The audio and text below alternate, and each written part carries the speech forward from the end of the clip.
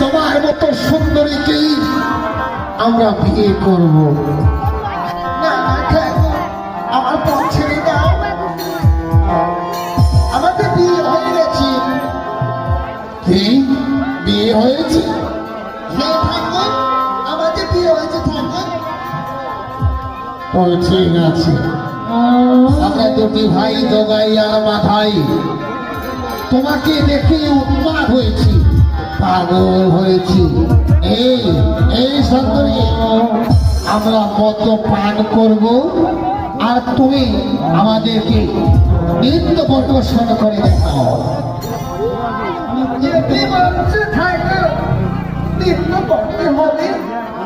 হ্যাঁ সুন্দরী, নইলে তোমাকে আমি যেতে দেব না।